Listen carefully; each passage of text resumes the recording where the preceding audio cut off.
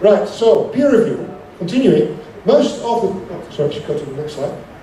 Most of the time, peer review is done prior to publication. That was the process I just sketched, right? The paper gets submitted, the editor thinks it's interesting, it goes to the peer reviewers. Peer review can be done, pre-publication peer review can be done in a number of different ways. Most of the time that I'm aware of, it's done single blind. What that means is that the referees, the reviewers, get to see the names of the authors, but the authors don't know the names of the referees. More and more these days, you also get so-called double-blind peer review. That means that the reviewers also don't know who the authors are. I don't know if that really works, to be honest, personally, because the field usually is quite small in which you're working, and these authors will refer to their own previous papers. So if they said, in our previous paper, in between brackets, the name of the authors, we said blah, blah, blah, then you know who the authors were, right?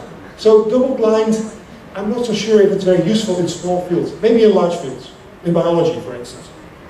And then there is more and more of a tendency now to have open peer review. Open peer review knows that everyone knows who everyone is, right? So the authors know the names of the reviewers, and the reviewers know the names of the authors. That could work fine, particularly when reviews and responses are also published alongside a paper, and that's starting to happen now with a few journals. But it could also have a devastating effect on the careers of young researchers who are critical of papers by senior authors. So I think this is a double-edged sword, right? Some of it might be good, some of it might not be so good. Then there's the more and more post-publication peer review. In some journals allow comments to be added to a paper after publication. Usually those papers have been peer-reviewed prior to publication, not always.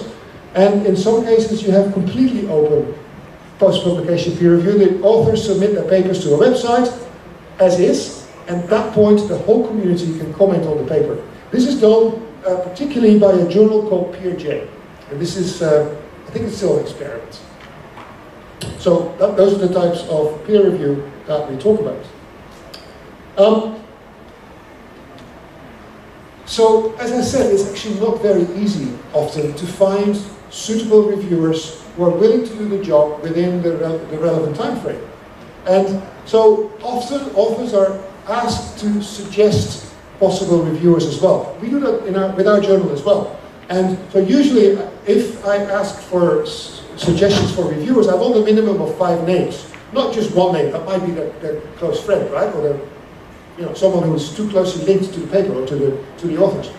So I ask a minimum of 5 names. Now, and in our case, when I have a suggested name, I assess it, I can check whether there's a history between the suggested reviewers and the authors. We have a system for that, and I can find the suggested reviewers in our database and proceed if I want to. However, some journals in the past allowed authors to suggest reviewers and also provide their email addresses. Now you can already imagine that can cause problems, right? Because you can suggest a particular reviewer who might be a very senior researcher in the field and then give some Gmail address that you control. And so yes, this has happened. It happened quite recently actually, in the last year, that some people tried to game the system. For the suggested reviewers, authors provided false identities and emails for themselves or colleagues. So in essence what happened, the editor just believed them and sent the paper off for peer review to the email addresses supplied by the authors. So in essence, the authors got their own papers to review. And what happened? Well, the reviewers said, oh, this is a great paper, it should be published with minimal changes. Obviously, that is unethical.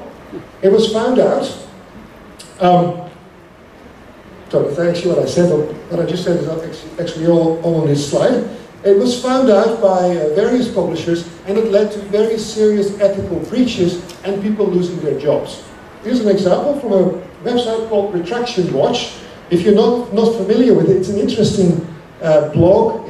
It's like a whistleblowing blog called retractionwatch.com, where stories are published on a daily basis about ethical breaches and papers being retracted from the literature for all kinds of different reasons. And it's interesting to follow. This particular guy was a Korean scientist.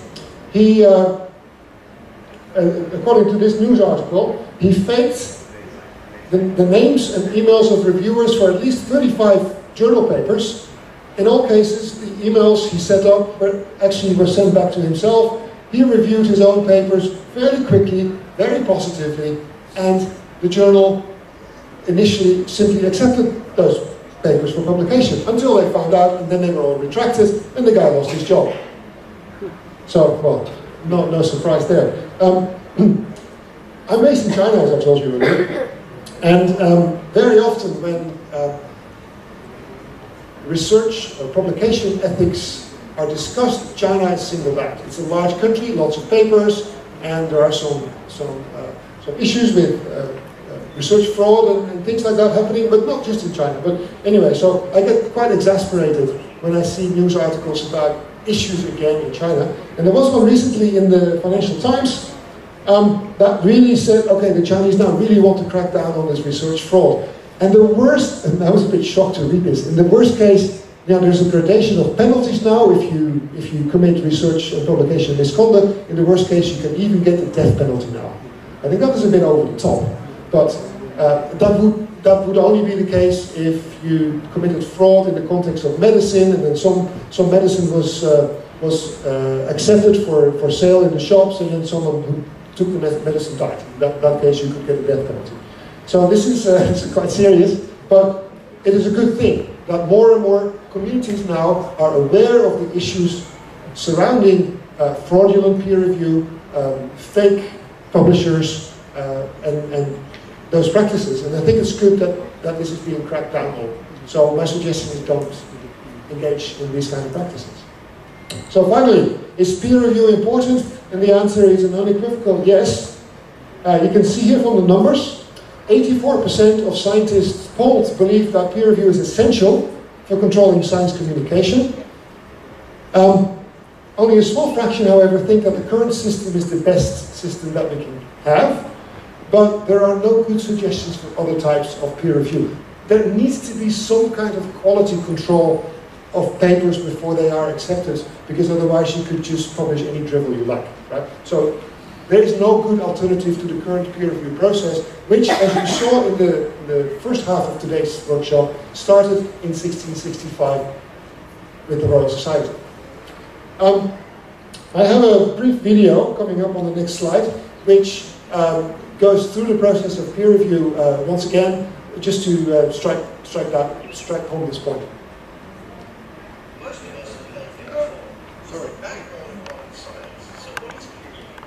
Helpful if I actually added sound to my computer.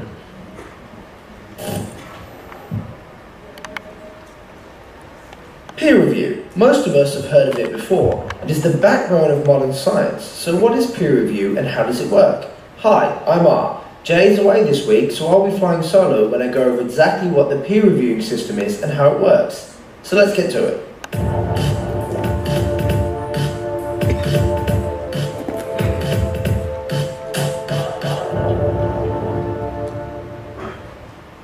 Peer review, simply put, is the evaluation of work by one or more people in the same field of said work. The system keeps these reviewers anonymous and ensures they have no conflicts of interest, so everyone remains impartial.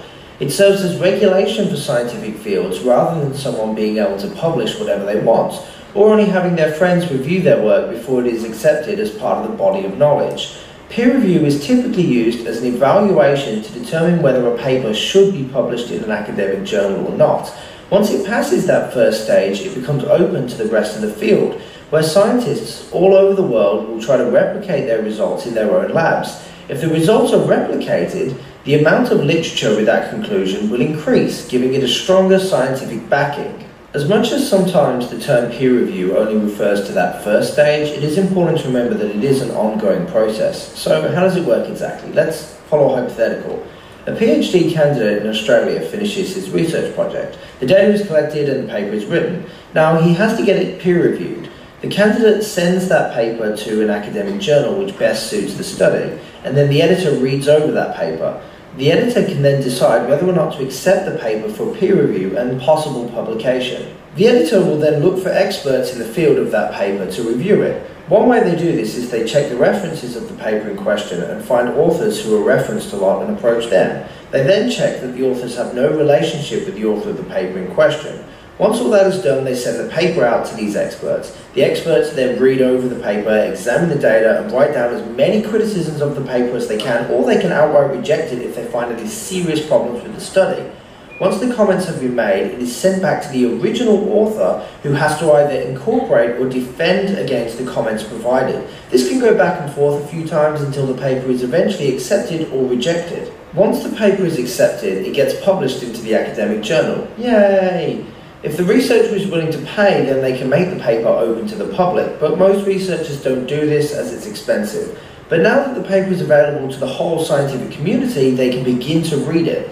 If a scientist has a problem with the paper, there are a few avenues available to criticize it, such as writing letters to the editor or conducting a study of their own to attempt to replicate the results, which they will publish. This happens all the time in science and is a key part of the process. This is the strongest part of science. Now, is it perfect? No. There have been times where the first part of the peer reviewing system has been abused by editors choosing reviewers who will pass the paper without any real review, and other similar problems. But the second stage does control for this. Even if someone abuses the first stage, their paper still has to enter the second stage and be made public. If the study is illegitimate, then their results won't be replicable. Look at Andrew Wakefield. He fabricated results claiming that vaccines caused autism. It managed to get past the first stage, but then was globally smashed in the second stage, where people tried to replicate his results and no one else could. It became abundantly clear his research was fabricated, and he was ultimately exposed.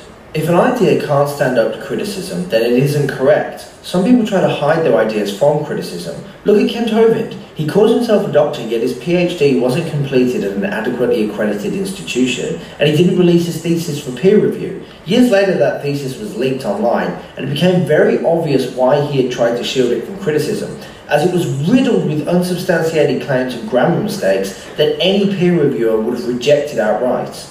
The peer reviewing system is the best model we currently have for consistently obtaining the truth in regards to the world around us. It could be improved, and will be improved as the years go on, to further improve our ability to learn about the world around us. Thanks for watching.